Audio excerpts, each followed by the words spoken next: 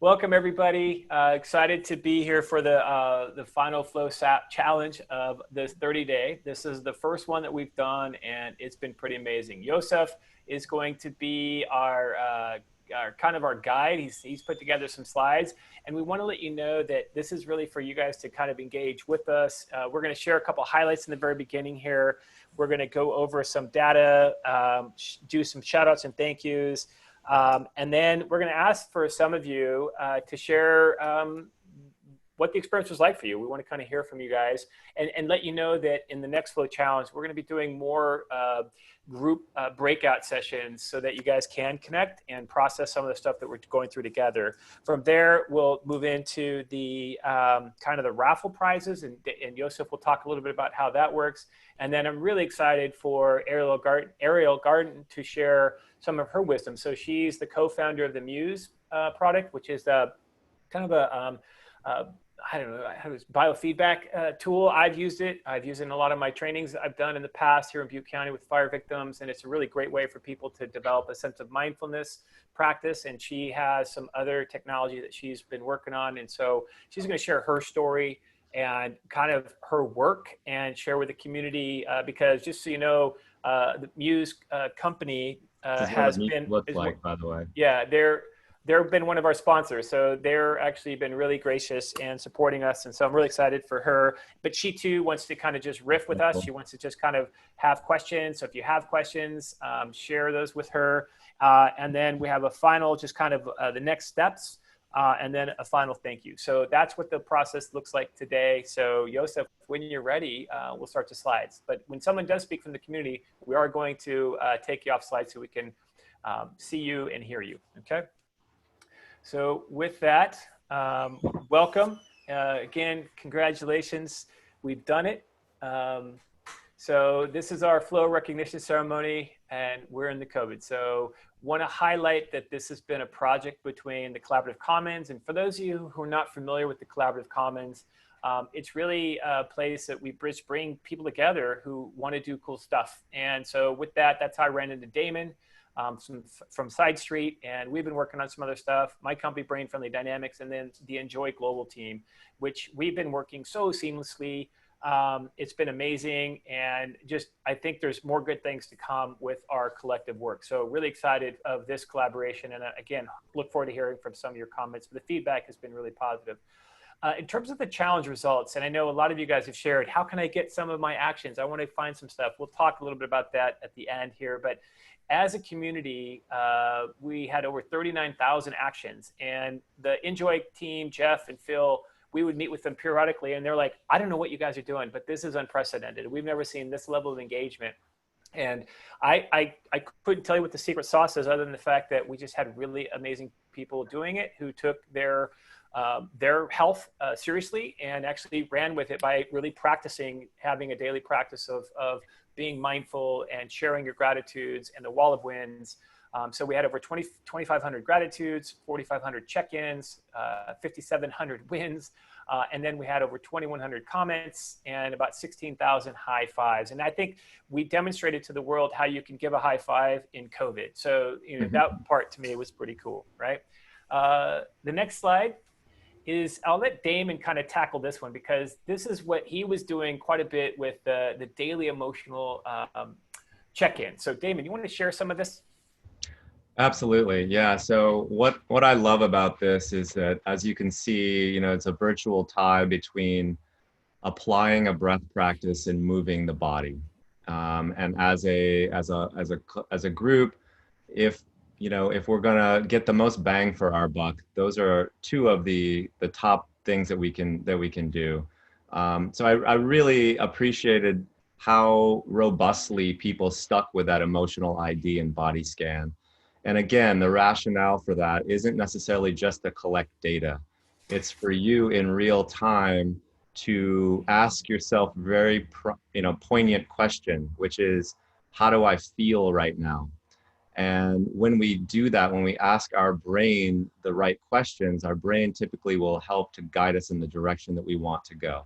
So how do I feel right now? Where do I feel that in my body? Both of those, opening up curiosity, which allows us to be in somewhat pressure situations with expansion in our minds. So we're really kind of mitigating our instinct to get hijacked. So the idea of applying the breath practice, moving the body, and then you can see obviously gratitude and connecting deeply with others are right behind that. So for me, this is such an encouraging slide and sort of a kind of a meta look at what all of you were doing throughout the month. And I have to say that you know, as again, circling back to Dr. Menino talking about, you know, the mind is the body, being able to have this much control over how we are perceiving our moment, and maybe more importantly, how our nervous system and our brain is perceiving what we should do and how we should react right now. Interoception really is our brain doling out a budget to the body. And if we can, you know, you can imagine a scenario where we're not feeling so great, maybe we're under some stress, and we clench even harder. Our breath becomes shorter. It becomes more of a mouth breath where it's in our chest. And, you know, so these small practices, you know, these mini wins, if you will, you know, allow us and give us and build the capacity for us to be able to kind of take what might be a little bit of a curveball or a shock and be able to navigate that situation with a little more flexibility, nimbleness, and tying those words to the mindset of optimism. So for me, this all kind of boils down to, I can lean in harder and I can take maybe a more robust blow because I now have some skills to be able to deal with it. And now once we set that mindset, we now, you know, can push a little bit harder. We can grow a little bit more in that 4% model. And with the knowledge that if it gets a little sticky in there, I've got a few go-tos that really work.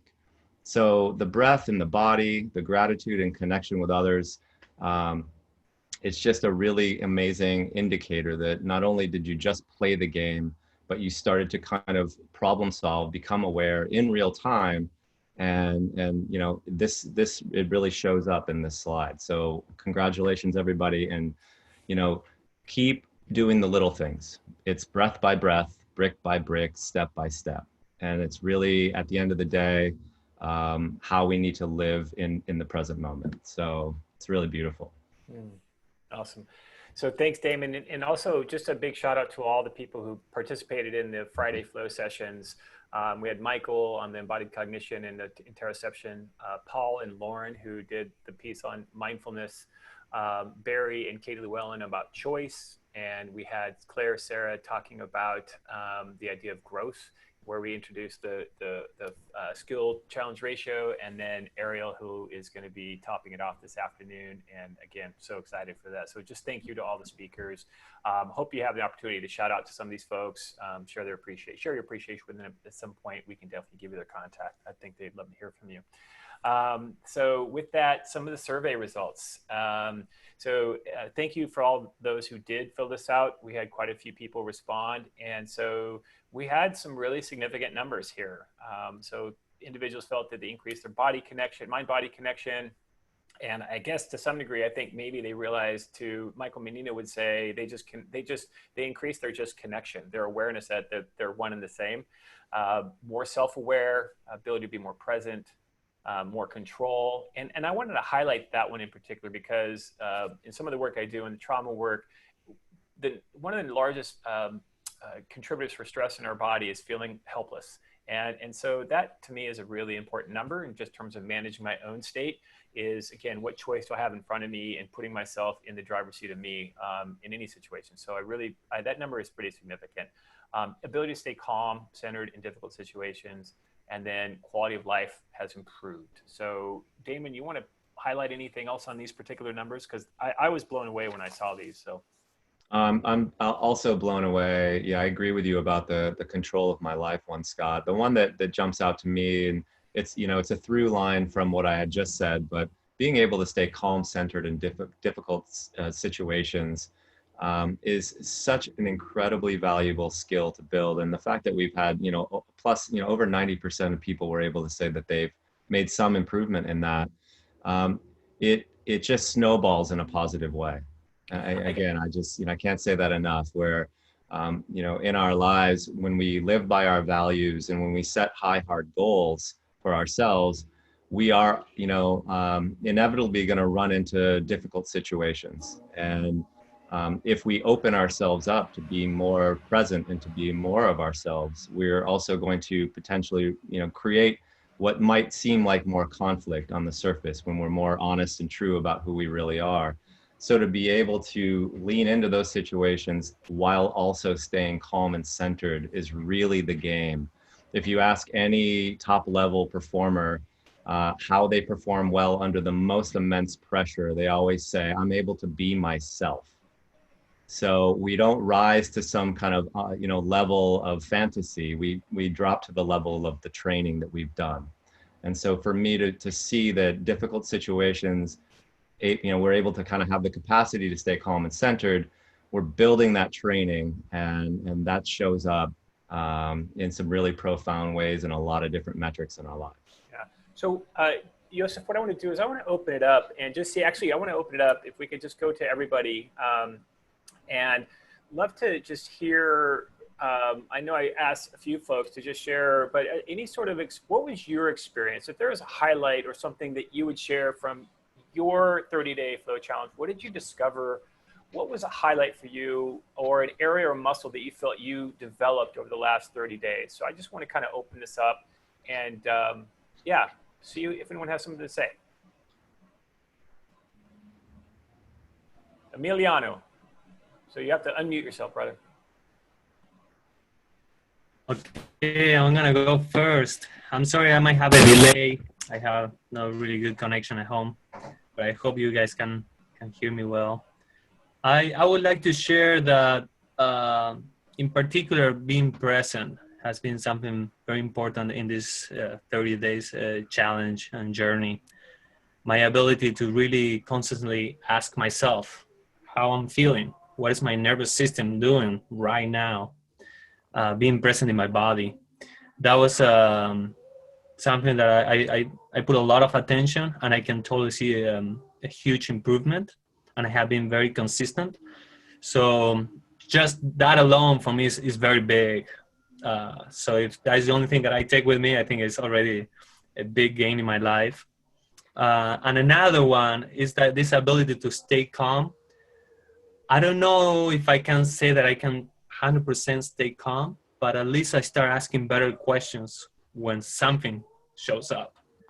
Like this morning, I was in a funny situation buying stuff, and the guy who in the cashier, it doesn't matter the situation, but I was very annoyed, and I was with my kids and was hot, and it was totally an opportunity to be very upset, but I asked myself, how can I change this experience? What can I do right now to don't engage in this type of behaviors? So that question alone, and being able to ask that question in the present moment as everything was happening, I think is also a really good improvement in my life. Something that came along with this challenge. So I just want to share those two things. Thank you. Thank you, Emiliano. Anybody else? Hey Scott, this is Rody. Hey, Rody. A number of different things, but one that comes to mind right off the bat is basically being more self-aware and kind of looking over that full time period as far as my performance level, kind of staying in presence, staying connected, and just being aware of all that. It seemed that my performance level was consistent at a higher level through the month. So kind of having that consistency of the daily practice, as far as the check-ins, as far as seeing the gratitudes from everyone else, sharing my wins, but mostly seeing everybody else's wins. Just kind of raised, I think, my spirit kind of moving through the month. So I felt more connected to what I was doing. Thank you. Yeah. I know for me, if I was having a bad day, I would just go read Wall of Wins and the gratitudes and be like, oh my gosh, this is amazing. I was really inspired by how open and courageous people were. So thank you. Anyone else? Yeah, this is Paul. Hey, Paul. This happened to coincide with my wife starting a new business, and she's been, I don't know, the last 2.5 weeks, she's been gone from the house 16 hours a day. And so I, not only am I working full time and doing this, but I'm now in charge of laundry, feeding my son, driving him everywhere. Our dryer went out, you know, all kinds of stuff happened. And it was all no problem. And I just took care of it, one thing after another, after another, after another. And I did catch myself one day when I was like missing like 3 red lights in a row. And I started to like, oh my God, I'm like, no, I'm not taking that on. I'm not taking on that anything's going against me. I'm actually, it's just 3 lights. It's okay. And life is good, and just kept on moving forward and taking care of stuff instead of that twist, that spiral down into negativity. So Awesome. super helpful for me. Thank you, brother. Thank you. Anyone else? Yeah, Scott, this is Danielle. Hey, Danielle. I think one of the things that, I mean, I would call myself a baby flow person. Like, I've not done anything like this. So I think what I took away from this was like, I reconnected with the curiosity that I feel like I've lost as I grew up. And more like the childhood why question, and being able to ask questions of myself, like, well, why do you feel that way? Or, well, why is it? And I think the weekly, you know, expert convos kind of reawakened a bit of a, oh, wow, that's so cool. Oh yeah, I totally get that. And I think that I've spent a lot of time kind of just through the daily grind, and then with the pandemic and everything happening, it sort of exacerbated that grind. And I think one of the things that I appreciated about this 30-day challenge was kind of reconnecting with a sense of curiosity that I feel like kind of creates a better daily experience. You know, like you just get a little bit more curious about stuff. So I think that's kind of one of the bigger things that I took away. I still need to grow a lot in this, but I think for me, it just was really nice to kind of be inspired to think a little bit more about why. Awesome. Thank you. Giovanni, did you have something to share? Yeah, I mean, it sounds like a theme is consistency. Yeah. So I would say that would be something definitely for me. And then to do that in community. And, you know, we had a team of people from our organization do it, and to be able to connect on that, on the platform, and also aside from that, I think was really important. Something I took away from. Yeah, thank you. Thank you. Anyone else? One more if anyone has one. I'll go. Sure. I'm just super grateful for Scott, Damon, and Joseph to put this on. I remember on Monday, I was feeling the Monday blue, you know, just a lot of things are coming at me full speed, and good things and bad things and stressful things and happy things. It just doesn't matter. I would just like stop coming at me. Then I remembered about the challenge, and I went back to being in gratitude for everything. And I spent 5 minutes counting my blessings, and everything just become better. And I realized I learned a new tool.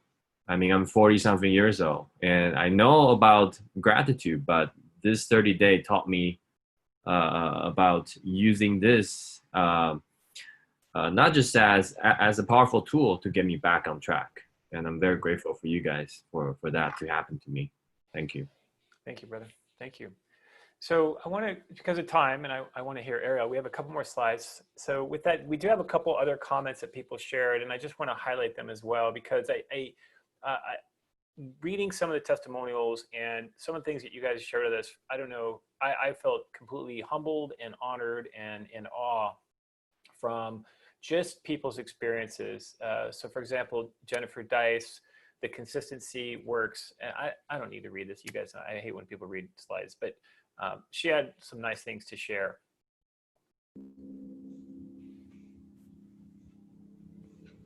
And thank you, Christine, Rodrigo.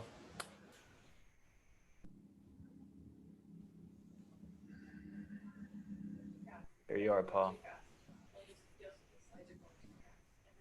Slow down a little bit, Joseph. Mia's going, slow down.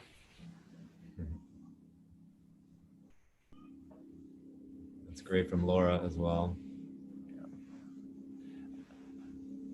Okay.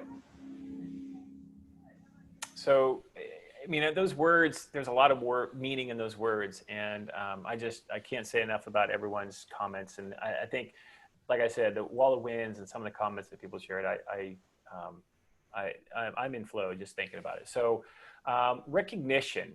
So I believe, Joseph, you shared that there were 30 people in the challenge that got the perfect score. And just, some people are wired to get the perfect score.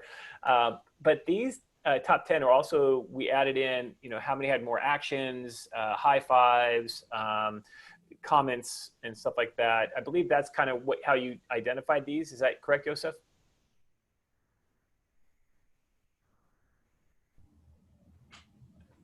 Joseph? Yeah. I had to Okay. unmute myself. I had to go from. No worries. Yeah. So there were 32 who had full perfect points.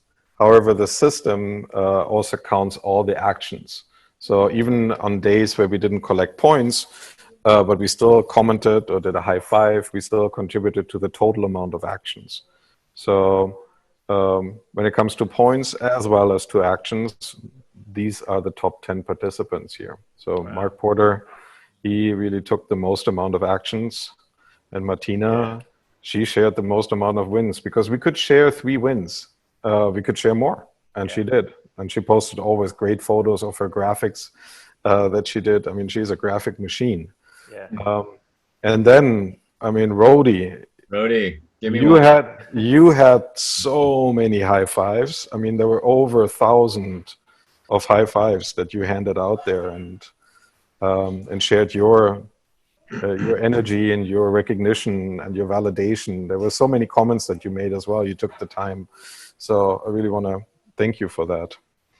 Yeah. And everyone else, Catherine was a very strong participant. Yinting, you too. And I remember you coming into the challenge a few days late, and you totally caught up in points and soared at the scoreboard up high. Yeah. So we had Brenda and Jean and Bracha.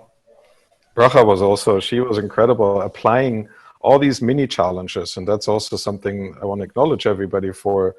In the coaches corner, there were these mini challenges of either marking somebody, giving a shout out to somebody. And I was getting emails from Bracha saying like, how am I going to do that? How can I do that? Like, how do I add an @ sign to it? So there were so many that took to all these individual challenges that were given in addition to what we were doing here on the daily. And that's just incredible. We had Monica and Mark Jones in Australia. Yeah, we have someone. So you're in Taiwan, right? And we have Mark Jones in Australia. We had Martina. I think I forget what country she's from. She's in Europe. We have somebody from Brazil. We had your sister in England or in Sweden? Well, she lives in England, but she was spending time on quarantine in Sweden. Yeah, so we had quite a global community here. So just really honored in that as well. So that's been cool. So this is what takes us. So the activity and the engagement is what made this thing magical for me.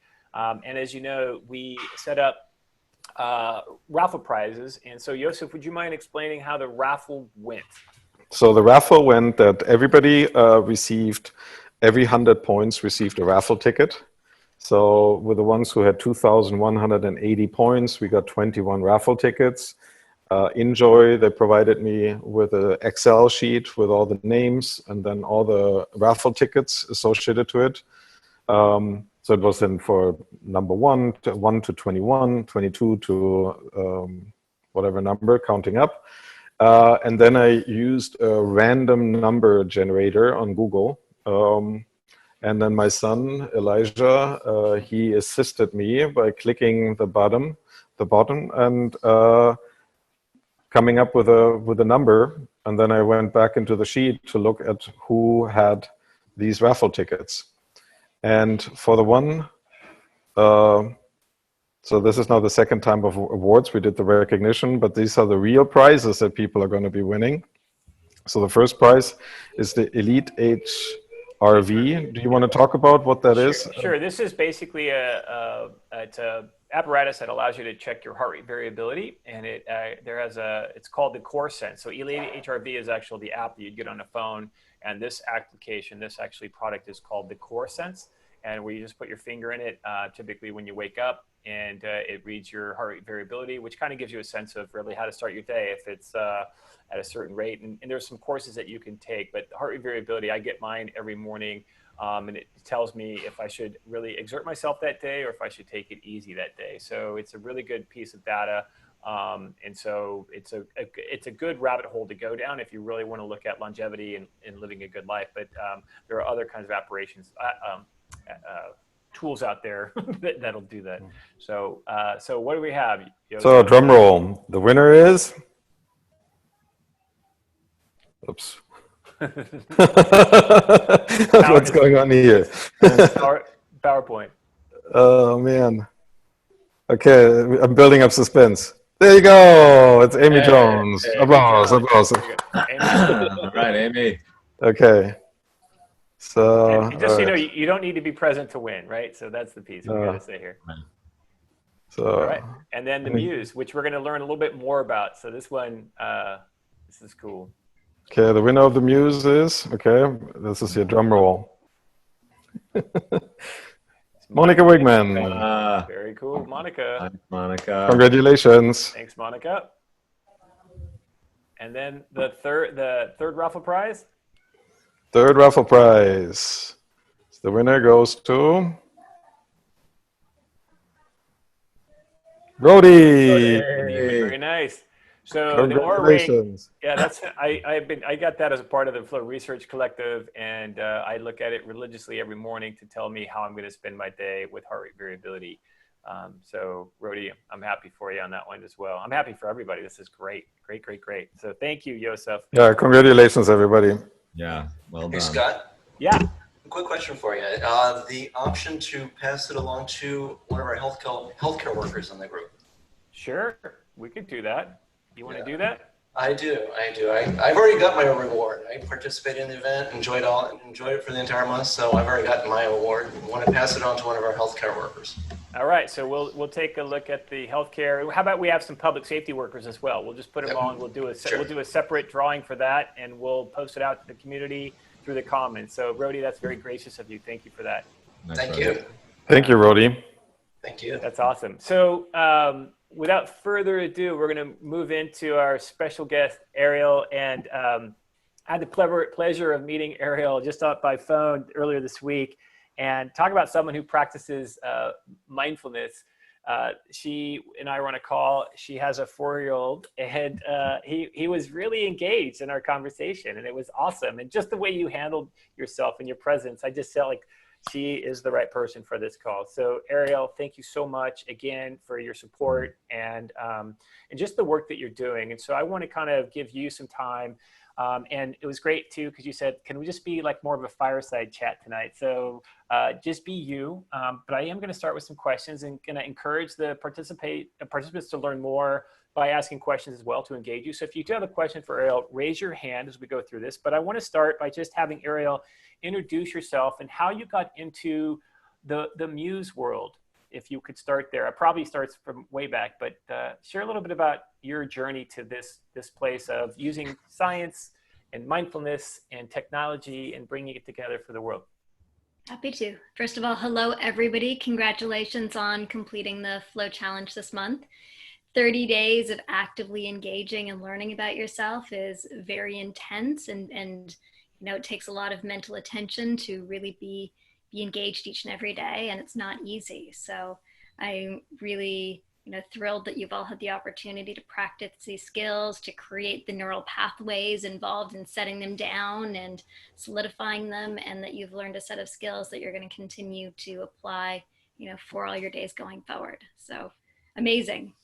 In terms of myself, I'm one of the founders of Muse, and we make a brain sensing device that helps you meditate. Congratulations to the person who won it. And I got into this field because I was always fascinated and curious about how the world worked. So as a kid, I, you know, wondered why rocks were hard and things looked red. And then I became fascinated by how we work. And I went to school for neuroscience. I was trained as a neuroscientist, and I was also practicing psychotherapist. So I would be seeing my patients, teaching them this, at that point, you know, new technique that was all the rage in psychotherapy, mindfulness. And I was terrible at meditating, and I would teach my meditation to my patients and teach them to learn mindfulness, and they would go home and they probably wouldn't do it, and they'd come back and they'd kind of lie about how much they meditated, and we'd have difficulty moving forward. At the same time, I started working in a research lab with Professor Steve Mann. He's one of the inventors of the wearable computer. He's the guy that literally made Google Glass before Google did. If you look at pictures of Steve in the late 1990s, he's wearing basically Google Glass. It's incredible. And he had this brain-computer interface. So it was a single electrode that you put on the back of your head. And by shifting your brain state, by focusing or relaxing, it allowed you to actually interact with things directly with your brain. So at that point, this was 2002, 2003, we were using it to create concerts where you could make music with your mind. And so we would ask people to focus and relax. And as they shifted state, we could translate that brain state shift into sound. So you could hear the sound of your focus. You could hear when they were relaxed. And I stood back and said, like, oh my God, we're literally interacting with the world with our minds. The world needs to know about this. And so I created a startup with Chris Amity, one of Steve's master's students, and Trevor Coleman, a friend of mine who just really understood how to create incredible user experiences. And the three of us set forward with this technology to figure out how to make the world better with it. We ultimately recognized, after making lots of thought-controlled beer taps and trying to control the lights in big buildings at the Olympics and doing all sorts of insane things, that the real use of this technology was not controlling the world outside you, but having the ability to understand and control the world inside you. And as we were teaching people to focus and to relax in order to make a light bulb go brighter or make some sound change, what we were really doing was teaching them how to focus and relax. Like, that was the ultimate outcome. And that we had a tool that could actually give you insight into your brain's activity to make the invisible, intangible processes going on inside visible, intangible. And if we could apply this to something meaningful, we could really help people. And we recognized that we ultimately had a tool that could help make meditation easy. Because in meditation, one of the big fundamental use case problems is that you don't know what's going on in your mind. You don't know where your brain is at. And there's no like little coach sitting inside your head saying like, yep, you just did it, home run, awesome, go, you did it right. And so most people start the practice and don't continue on because there's this ambiguity to what they're supposed to be doing and what's going on inside. And so we recognized we could take this technology and create a tool that could help you do just that, give you real-time feedback on your brain during meditation, when you're focused and when your mind is wandering, and use it to help you meditate. How long have you been doing this now? When did you come out? And I guess in that, the second part of that question is, what have you learned about mindfulness and meditation in the years since you've come out? Yeah, so started working in the lab with Steve in 2002. We formed as a company in 2009. We realized that what we're really building was a meditation tool in 2012, and then the first Muse came out in 2014. So we've now had a product in market for 6 years. So as of 2014, there was a brain sensing headband that could help you meditate in Best Buy, which is extraordinary. Right. And one of the things that we've learned along the way is just how much the perception of meditation and its use and its efficacy has changed. When we started, we'd be like, this is a cognitive trainer, because nobody was interested in meditation. It was this quiet underground thing. And as more research studies came out, as more top CEOs were willing to admit that actually they meditated and then bring it to their companies, as more tools and techniques come out, as Headspace became wildly popular, all of a sudden you now have millions and millions and millions of people who know that you should be meditating as one of the things that you do in your day. You eat well, you brush your teeth, you exercise, you meditate. That's become part of the understanding of what it is to be a whole or evolved human. Damon, anything to add? Yeah, hi Ariel. I am an avid Muse wearer and user myself, and I notice I am a longtime meditator, but I think I'm a perfect case study to what you just explained. You never really knew if you were doing it well, and I know that typically the retort to that is, well, if you're doing it, then you're doing it well. But what I found about using Muse that was so fascinating to me personally was, and just for some context, the way it's set up for me is, if you're in a calm state, you hear birds chirping. And if you are in more agitated state, or if you're not calm, there's like a thunderstorm that's rolling through. And so for the first several months using Muse, there was a lot of thunderstorm going on for me as I was trying to relax. And I think that the real elegance in this tool is learning how to control or let go of control. So that you do get a sense that when those birds are chirping, and it's funny because when they start to chirp, there'll be times when I'll be like, oh, the birds are chirping, and then all of a sudden the storm will come back through again. So it's a really beautiful way to constant reminder. So for me, I'm curious if the company has evolved, and if you're moving more into collecting other data, or I know interoception is something we've talked about here on our course. Where's the future for Muse and collecting and being able to kind of use that neurofeedback to control and get into a more meditative state? Sure. So the device that you showed was the Muse 2. I think Scott has a Muse 1. Yes. So Muse 1, both Muses have EEG sensors on the forehead and behind the ears. So these are tracking your brain activity and sending that data to your smartphone and giving you the real-time feedback on your brain if you're focused, if you're relaxed, and if you're super in your meditation state, then you hear birds. And yes, you've totally caught one of the ways that we undermine the gamification, because part of the problem with meditation is, how do you reward somebody when it's a non-goal directed activity? And so when you're very calm and focused, it's the same state actually, you hear these little birds that chirp, and as soon as you think about, oh, I need to get a bird, or oh my God, I got a bird, your reward flies away. And so you learn to be just equally as uninvested in your rewards as your failures. The wind picks up, you can't get agitated by it, or the wind's just going to be louder, and you just learn to be like, okay, there's a storm, I'm just going to ride the storm. I'm just going to let the storm go. I'm not going to worry about the storm. I'm not going to engage the storm. I'm going to ride through it and let it pass. And so it becomes a very intuitive way to develop a sense of equanimity. So on your question of where are we going next, so the Muse 2 actually has a PPG sensor in here for your heart rate, and it is to tune your interoception. And amazing, usually I end up in groups where nobody's ever heard the word interoception, and certainly doesn't. And so what we do is we let you hear the beating of your heart like the beating of a drum. So with each heartbeat, with each drum beat that you hear, you're actually hearing the beating of your heart, and we cue you as to know when your heart is increasing and when your heart is decreasing. So this allows you to tune in and listen to your own heart and builds that interoception. And to tune in and notice like, oh, it's speeding up now a little bit. Okay, let's bring in a breathing exercise I know to slow it down. And so it becomes one of those key cues that you can use throughout your day to know, where am I at? How's my heart doing? There's also movement sensors. So there's an accelerometer and gyroscope. And so we give you exercises to find stillness in your body, breath sensors.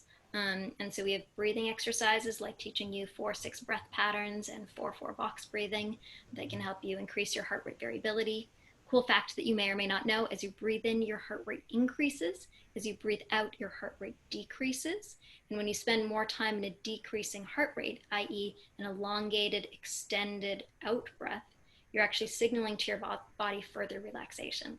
And the term HRV that we often hear is the difference between the fastest that your heart is beating in that cycle and the slowest that your heart is beating in that cycle.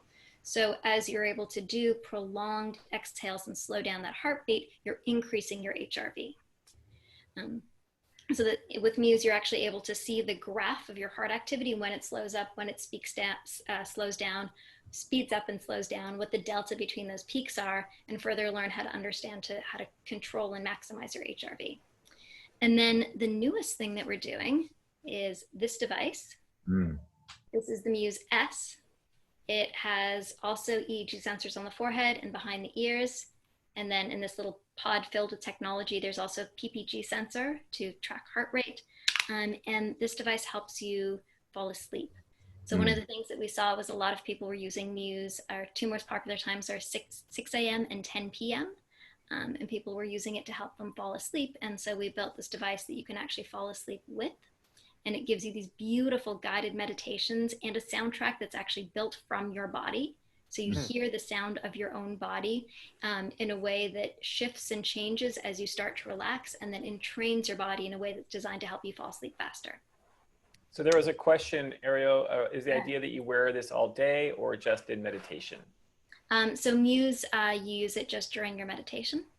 And you can obviously meditate as many times as you want, with or without Muse. We also have an app that has hundreds and hundreds of guided meditations. So we have the sensor meditations, brain, heart, breath, body. Then we have guided meditations that you can either do with the headband and then get all the stats about your brain, heart, breath, and body, and the graphs after the fact. Or you can do the guided meditations without the headband and just have the wisdom of the guidance in your pocket throughout the day as well. Yeah, I like listening to the woman's voice on the app, because it just listening to her puts me in a calm state. She's so much nicer than Siri. So anyway, that's my own bias.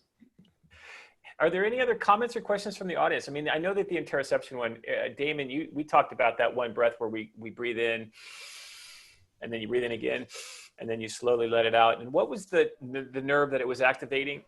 The vagus nerve. Well, it's the other, but it was the one behind. There's the vagus nerve, but there's something else do you know Andrew Haberman, Ariel? No, I don't. Oh, because there was something he talked about around that second breath as well. I think he was speaking about how a specific nerve within the vagus nerve system, I believe it's called the phrenic nerve, connected to your diaphragm. And so he was just describing how physiologically, when you're doing sort of an 80 and then a 20 more, you're really sort of activating that specific part of the vagus nerve system. So, and like then the long exhale afterwards to be able to send that signal, on the superhighway to your, nervous system, just in your brain in general. Just this is not something we need to be getting riled up over, Right. Yeah, your diaphragm is your vagus nerve is mechanically attached to your diaphragm through the phrenic nerve. And so as you move your diaphragm with that extended belly breath and push it out further, it is literally tugging on it and,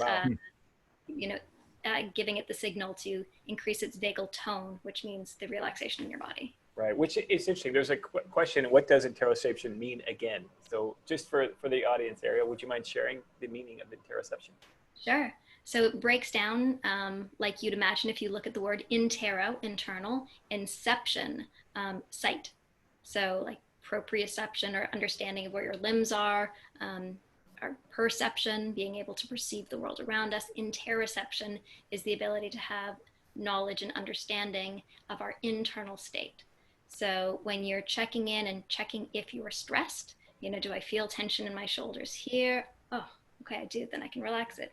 Do I feel like my heart rate is increasing? Yes, I should probably try to bring it down. Do I feel a little sweaty? Oh yeah, let's just cool right off. So those are all interoception cues that, as you were talking about earlier, the cues that you use to then bring in a new exercise to help you calm or combat the stressful state that may be mounting inside of you. And there's research that demonstrates that those who are higher in interoception are lower on stress overall, because you're able to do this internal querying as the day goes on. And in the term around vagal toning, I know that, so I live in Butte County, and we had the big fire a couple years ago, the Camp Fire, and there were some people who were in this challenge who, dealt with trauma, and what happened, I was listening to Stephen Porges' work around, polyvagal theory as it relates to trauma and trauma recovery, because our whole, there's a movement out there where, flow is trauma is the inversion of flow. And he said something that really, that really resonated with me about, if people are going to get off the trauma, they have to have novel experiences that they can feel safe in. And so products like the Muse, or what we just done, is really a safe space for people to really practice this. But I don't think people understand that what's really going on is really that vagus nerve is really kind of doing a lot of both good, and if we're not aware of it, it can definitely, if we're not toning it, if we're not understanding that it's our brain, and it's our nervous system, and not a lot of these other factors, and getting into learning some tools, learning some strategies. And I guess that's where I'm curious, when Damon said, where is this stuff going? How is our understanding of the vagus nerve going to help people work differently parent differently, communicate differently. You know, we're all being impacted by what's surrounded us with the pandemic and now with some of the other things going on. How can understanding the vagus nerve and the power of our nervous system, how is that going to change the way we show up? Oh, I love that question. Mhm. So first, tiny little aside, Stan Tatkin is a partner in research with Steve Porges, and they have a lot of muses, and we're setting up a number of research studies together. So, you know, it's Awesome. very fascinated and deep into that work as well. On how our understanding of our nervous system affects how we interact with the world every day. This is like literally one of my favorite topics. We do not realize that we are so driven by ancient systems in our mind and in our body. And when we understand how those systems work, we can stop, we can have an intellectual understanding of it, and we can start to recondition it. So there's this little organ that sits inside your head called the amygdala, and it's the amygdala's job to scan the world for danger, or most importantly, perceived danger. Mm. So, you know, our amygdala is constantly scanning, and these days it has gotten tons of fodder to ramp it and ramp it and ramp it. And it is incredibly easy to ramp your system up. It's actually very difficult to bring your system back down again. We are tuned just out of our, you know, the very nature of our survival instincts, we are tuned to look for the negative. Our amygdala is tuned to find things that may be potentially dangerous, to tag them as such, and then anything else that might look kind of like that dangerous thing, for it to also react to it, and just about as strongly as it would have reacted to the first dangerous thing. And that is what is meant to keep us safe. However, it means that, you know, we go through our lives reacting to people who might look at us funny, or wrinkles in our pants, or, you know, terrible fear about viruses, which we need to be concerned about, but we don't need to always be in fear about. And so when we understand that our nervous system has tagged a bunch of stuff, and often erroneously tagged it, I mean, this is a huge part of the unconscious bias conversation that we have today. You know, our nervous systems have gone and tagged a bunch of things that have been previously at some point unrelated to that actual person, associated with danger, or culturally associated with danger. And because we exist with these poorly tagged systems that are always hypervigilant for danger, we are acting out in, you know, potentially really inappropriate ways, and blaming innocent people for things they haven't done because we're trying to pattern match poorly. So when you're able to see that and understand what's going on inside the lid, you no longer get like riled up by your own limbic system anxiety responses. So, you know, your brain tags something as dangerous, you see a match to that thing of danger, and you have a predictable set of responses. Your muscles tense a little, your breathing shallows, you know, you get a little bit irritated, your thoughts start racing, you know, your amygdala sends signals that create danger thoughts in your brain and danger sensations in your body. And when you no longer need to believe those symbols and systems in your body and reactions, you are free of the cycle and able to make your own choice. So most people, just when they feel some sense of anxiety, believe there's something to be anxious about. Oh, you know, that shadowy looking person over there made me feel uncomfortable, therefore they must be bad. Oh, you know, that comment that person made me feel really anxious and worry about myself, therefore they must have really meant something wrong about me. Therefore I must have actually done something wrong. And so we're constantly jumping to these conclusions based on the reactions that our body is giving us, rather than the evidence in the world. And so one of the things that interoception allows us to do is to stop and say, hey, I notice my body's having a reaction. Is this reaction warranted? Is this actually really matched to the world outside of me at this moment? Is this logical? Is this necessary? Is this real? And you may have heard, you know, meditation or mindfulness gives you the chance to respond rather than react. So initially your body will still be reacting, but you don't have to respond. And then over time, as you continually tell your body like, hey, I know you just got freaked out by, you know, a scary looking image on the newspaper or whatever, but it's just a photo. We're safe right now. We don't need to respond. So over time, you can recondition your response by understanding that the response doesn't necessarily match the truth. And that's the role of the vagus nerve. So if the amygdala is your fight or flight response, your vagus nerve, being in your parasympathetic nervous system, in an equal and opposite response to fight and flight. It is your rest and digest response. It's the relaxation response. So you are using your vagus nerve, increasing your vagal tone, which means the reaction of your vagus nerve, which is the relaxation response. You're using your vagus nerve to counter the amygdala response. And to get deeper here for a second, you're also using the prefrontal cortex. Right. So prefrontal cortex area at the front of your brain, it is the thing that sort of makes us different from all other species. We have this highly developed prefrontal cortex. It is the area responsible for logic, attention, planning, inhibition, the ability to stop ourselves, inhibit our actions and behaviors. And as you engage in meditation practice, what you're doing is you're literally thickening your prefrontal cortex, and you're improving the relationship between your prefrontal cortex and your amygdala. So that your prefrontal cortex can look around the situation and say, hey, everything's okay. Limbic system, amygdala, shh, calm right down. It's okay. So you have these two systems, the vagus nerve and the prefrontal cortex, that start to work in opposition to your overfiring limbic system, your overfiring amygdala, and help it to calm down and reset and allow you to make better choices about how you live in your life, which is incredibly useful these days. Beautiful. That's amazing. I could listen to you all day long. Geeky on this stuff. I think that as you talk, I mean, I was working with this neuroscientist, and he just said, in terms of the speed at which our brain is taking up data from its environment, is like 1/5 of a second, you know. And I think that speed at which, and then learning to have that space, that braking system, that's the stuff to me is just, and what you described, I think it was probably been the most eloquent and precise way of describing interoception and the importance of meditation with that braking system. I mean, that's what we're doing with that prefrontal cortex. That's the braking system, at least how I've kind of interpreted it over the years. So that's amazing. Any other comments before we kind of wrap it? Ariel, that was amazing. I was just thinking, like, how can I work for you? Spread the joy of meditation. That's the work we're all doing. We're teaching people that these things exist and they work. Yeah. Are there any other questions that the audience has about the work and the research? I mean, this is big stuff.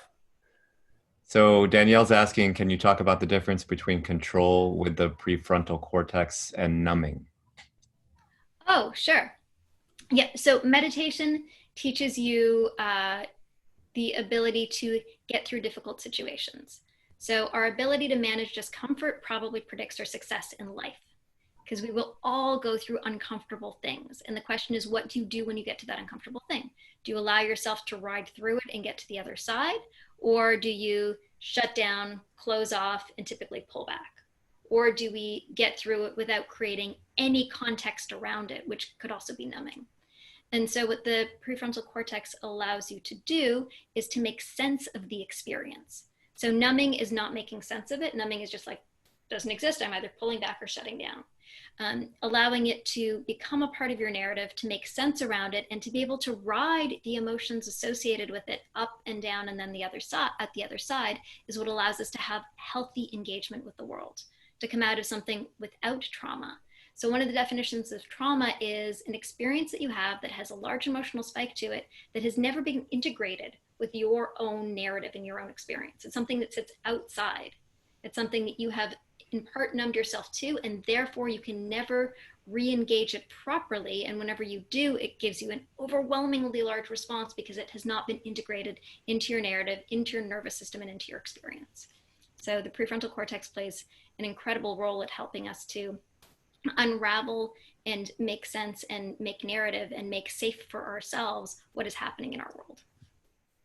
So the clarifying question is, so then dampening the amygdala isn't numbing or paralyzing your response? Not at all. Dampening the amygdala is ensuring that you don't hyper-react to something, but it is not taking you out of the experience of it.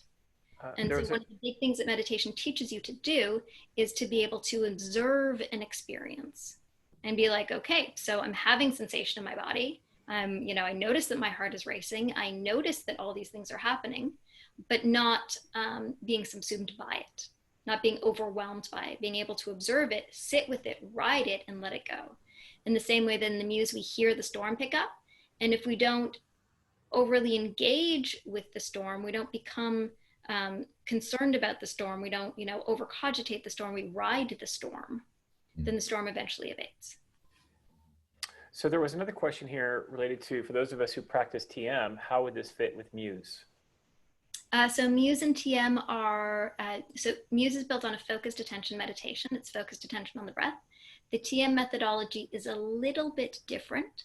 I have had lots of TMers that use Muse, so you can use the two together, but the exercise that TM is asking you to do, the brain state that they're asking you to achieve, the sort of the openness of brain state, is a little bit different. So you want to be using a focused attention on the breath practice with Muse.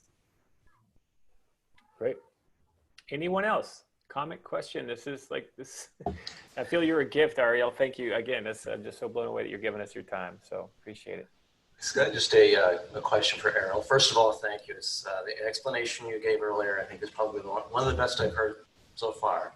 But just kind of looking from a higher level, kind of curious as far as with the current environment we're in, the current state that we're in with COVID-19, the uncertainty, what are you kind of sensing or seeing differently from, let's say, a year ago or for other times that we've experienced? What's the difference this time where it's unprecedented to a certain degree, it's uncertain, we're kind of in this maybe a low-level storm, but it's a continual low-level storm that we've continued, and we're not sure when it's going to end. You have absolutely said it. I mean, you hit the nail on the head. This is different than any experience most of us have had before. I mean, if you've been in battle or you've been out to war, then you're used to this sense of fear. But you know, at first we had a virus that arrived that we had really no idea what it was. We had very little information. We didn't really know how to protect ourselves or keep ourselves safe. Then we have disinformation campaigns going at the top of it. We have, you know, a tremendous battle in the United States of, you know, logic and reason on both sides not being compatible. Then we had racial riots that rose out of it. You know, this is fascinating to watch. It's incredible. My heart is so heavy for the people who are negatively impacted by it and whose lives have become very difficult as a result of it. But it is a tremendous lesson in human adaptability and in humanity's ability to do what it needs to do to collectively move through something together, to come up with novel solutions. It's a triumph of science, you know, the degree to which we've been able to understand, you know, the morphology of the DNA of, you know, COVID-19. Like, it was sequenced within a month of arriving, and every new mutation has been sequenced and sequenced again. Like, the ability for science to understand this in a rapid time has been extraordinary. So I think the things that we're seeing that are unprecedented are both, you know, the level of risk, of isolation, of uncertainty, of economic dissolution, of unrest, but also the possibility for extraordinary collaboration, the possibility for rapid adaptation, the possibility for understanding those of us who can figure out what needs to be done internally and emotionally to be able to, you know, soothe ourselves, to succeed, and even to thrive in times like this. You know, our own abilities to reach out to others and as a society move forward like this. You know, adaptability is one of the key metric of survival. And so I think we're going to have some extraordinary lessons on adaptability of both individual and us as a species. Thank you. There was a couple other comments here about Australia, just from Catherine. It was also hard for our kids to understand it too. I'm in Australia and we're going back to normal at the moment, so there is a great sense of general relief. It's weird to have these feelings that are shared by millions of people, and I think that point around, you know, community and everyone's being impacted by the same thing, but all maybe experiencing it, you know, with their own lens on, and then it kind of can blow up. So I think that part has been really amazing to witness. So I want to just be able to see if there's anyone else that needs to ask a burning question, and I want to kind of be able to wrap this up because we scheduled an hour and we honor your time because it's Friday and it's happy hour in California. So anything else? So Ariel, thank you so much for your support for this challenge. Muse and your team and Talia have been phenomenal.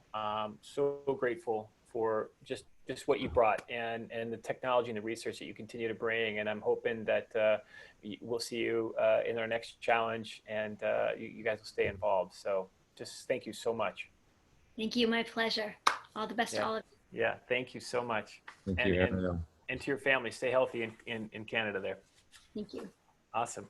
So Joseph, want to put us back? So want to give you a heads up, everybody, that we do offer, we're an ambassador to the Muse organization. So if you want to get 15% off, this is the website, and that also supports scholarships for future challenges for folks who are going to go through it. So just so you know, that's the connection. I think Joseph has also put it into the chat box if you're interested. Okay. And I just want to take a moment and just give so much praise to what this product has been able to do for me personally. I can't recommend it enough. To all of the disruption in our time, I think one of the more sort of socially active things we can do is gather hold of our own nervous system. And it doesn't necessarily mean that the circumstances that are happening out in the world go away, to Ariel's point, talking about numbing, etc. But when we see things clearly for what they really are, and if we go back to the fact that this challenge was around flow, in this place when we feel our best, perform our best, we have the ability to sort of think laterally, be more productive, and sort of change exponentially. I think Muse has, I know for me personally, it's shifted the way that I show up within the world, but even just within my own sense of self. So I really, I would encourage and urge you to, if you've been considering, trying to use some kind of a tool like this, it's elegant, it's simple, it's incredibly effective. So take this opportunity to go ahead and do this if it's been something you've been considering doing. I can't say enough good things about it. Yeah, great. Thank you. And again, thanks to Ariel and her team. Thank you. So a couple of things. A lot of people have been sharing how they're missing the ability to go on the app. We are starting another challenge on July 13th. The onboarding will be starting on the 6th, and Damon and I, based on a lot of the feedback that you've all shared, we're going to be changing things up a little bit. So the 6th, the Monday, we'll be doing kind of a live onboarding session where we're going to get into the science of flow a little more deeply on the front end. And then each day, Tuesday, Wednesday, Thursday, Friday, we will be adding, practice, like breath practice will be on Tuesday, just giving you some different models there. Movement, a little bit around somatic work. So we're going to give you a little bit more tools to kind of start into the challenge. And so each day that week on the onboarding will be videos that you'll get that we've been kind of distributing through this session. We're also going to be, and then if you're interested, if any of you want to be ambassadors, let us know, because you would basically, if you're an ambassador, you kind of create your own team to work with you. And we want to kind of do like some team challenges in the next one, just kind of build more community and have more fun. So reach out to Joseph and myself and Damon, or actually just reach out to Joseph. We're going to just have one point of contact here. I hate to volunteer you, Joseph, but reach out to Joseph and he'll set up the team dynamic. And then the last part there is on Fridays, we're going to continue on with the Friday flow sessions, but we're just calling it intermission sessions, because it's the idea of that some people have said, hey, we want to still connect. We want to stay connected, but we're going to be offering, I think next Friday, Damon, you have a colleague from Washington, D.C. Is that correct? Yep. And so that's what we're going to do, but we want to continue to build this community. We had 40,000 actions, close to 40,000 actions. Our goal is to get to 1 million. And we're also working with Enjoy and the team to come up with some other challenges that could be of value to communities, not only here in the US, but around the world. So we're really excited about what we're creating, but you guys have all been a part of creating it with us, and we want to stay deeply connected with all of you. So any other comments or questions? Damon, you have anything else to share or add? I'm deeply grateful. I was getting teary-eyed listening to some of the testimonials, but any thoughts? Yeah, I'm also very grateful. The testimonials are incredible. How people showed up this month was just so moving and inspiring. And I just want to kind of finish with what Ariel was talking about with Muse, about if you have the ability to pay attention to and not be, hijacked by what you perceive to be threats. Imagine if you were able to do that, and imagine how then you can respond and show up with the set of values that you deem to be important. We did the values and action survey at the beginning of this challenge around your character strengths. And I just feel like that the combination of being able to keep that presence and awareness, to remember what it is that you care about and how you want to be, to me, that's what success looks like. So I think just continuing on to build these habits and skills and use some of the tools that we have now at our disposal, and really continuing to grow the community, using these intermission sessions to explore and to continue to ask questions and stay accountable. And then really kind of, jumping back in mid-July with, kind of the 2.0, a little bit more deep dive in certain areas. But yeah, we loved the experience. As I said at the beginning, I missed it when on Wednesday morning I woke up and I went to my phone and I was like, oh, I guess I'm just going to have to share these with myself. So thank you all for playing so hard. It's been an incredible experience, incredible group. It's changed who I am, and I can't wait for more. Joseph, anything else?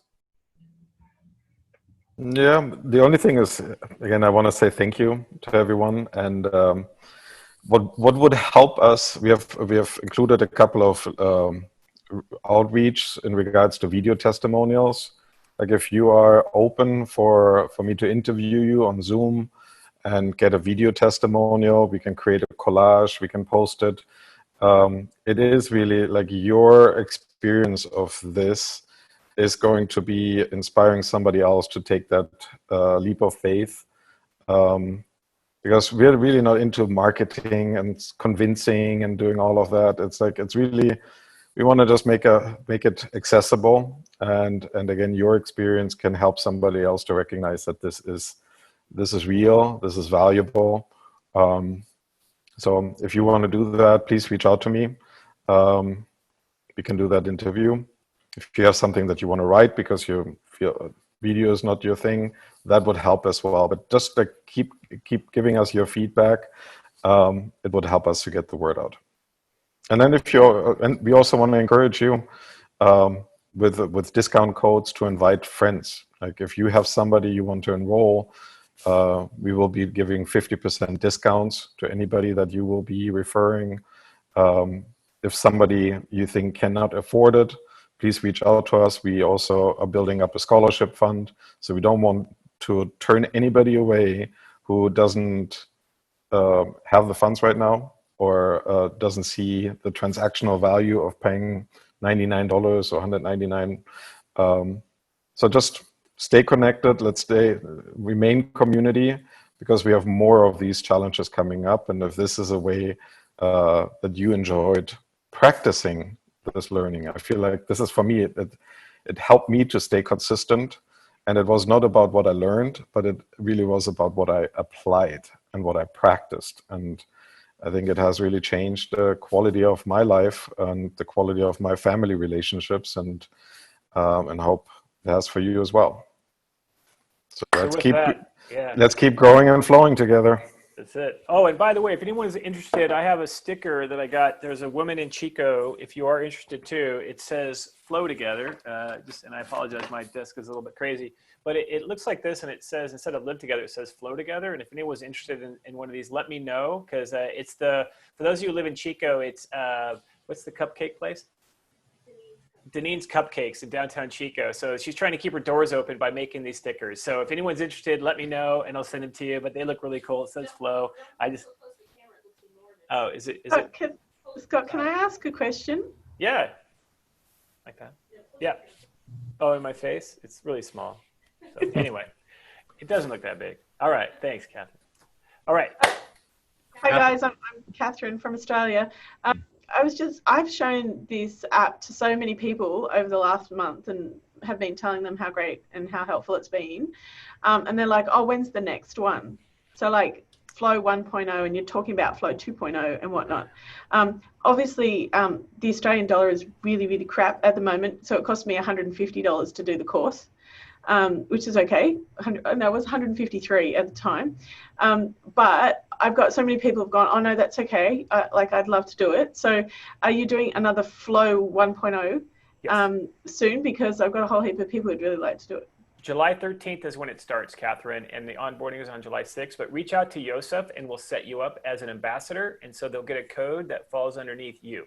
And so you'll have your own. So come up with a really cool name like Team Koala or something like that. And then all the Aussies will just play the game, right? So that's how we'll do it.